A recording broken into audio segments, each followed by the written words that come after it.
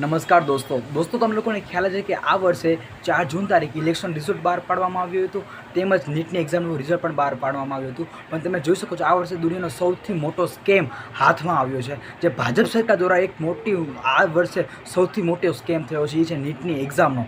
Guys, તમે વિચાર પણ ના કરી શકો, આ વર્ષે 67 લોકોને AR1 આપવામાં આવ્યો છે, યાની કે 67 લોકોને નીટની એક્ઝામમાં 720 નથી 720 માર્ક્સ આપવામાં આવે છે. ગાઈઝ, આ વસ્તુ શક્ય જ નથી. કઈ રીતે શક્ય હોય કોણ? તમે જોઈ શકો છો 2023ની તમે લોકોને હું વાત કરું, ઓલા વર્ષે 2 લોકોને એવરેજ ગ્રેડ આપવામાં આવ્યું હતું. અને નીટની એક્ઝામનો તમને લોકોને નિયમ કહી દઉં છું.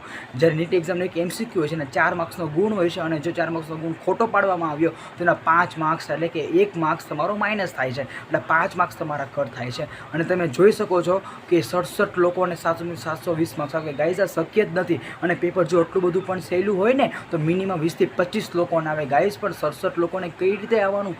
શક્ય જ નથી. અને તમને લોકોને હું બીજી વાત કહી દઉં, જ્યારે 7મો 8મો રેન્ક છે એ લોકોને 718 માર્ક્સ આપવામાં આવ્યા છે, તેમજ 719 માર્ક્સ આપવામાં આવે છે. ગાઈઝ, આ કઈ રીતે શક્ય હોવાનું? કારણ કે 718 અને 719 આ જિંદગીમાં કોઈના નથી આવ્યા. તમે જુઓ તો ખરા કેટલું મોટો સ્કેમ ચાલી રહ્યો છે નીટની એક્ઝામ બાબતમાં. અને જે લોકો 8 કલાક જે લોકો મહેનત કરે છે એ લોકોને ગવર્મેન્ટમાં એડમિશન પણ નથી મળતું, અને જે લોકોને 750માંથી એ લોકોને 60 માર્ક્સ પણ પ્લસ આપવામાં આવ્યા છે.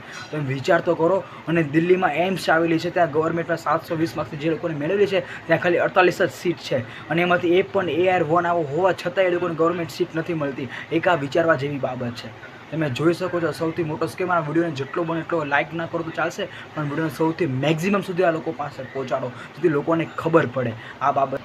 જે સ્ટુડન્ટ 12-13 કલાક મહેનત કરતો હતો એ લોકોને પણ ગવર્મેન્ટમાં હવે એડમિશન નથી મળતું. તમે જોઈ શકો છો સૌથી મોટો સ્કેમ આ વર્ષે જોવા મળ્યું છે. આ વર્ષ દુનિયામાં ક્યારેય આવું નથી જોવા મળ્યું. આ વર્ષે આવું થયું છે. ગાઈઝ, આ વિડીયોને જેમ બને વિડીયોને લોકો સુધી પહોંચાડો, જેથી લોકોને ખબર પડે, અને આ વિડીયો મેક્સિમમ સુધી વિડીયો પહોંચાડો.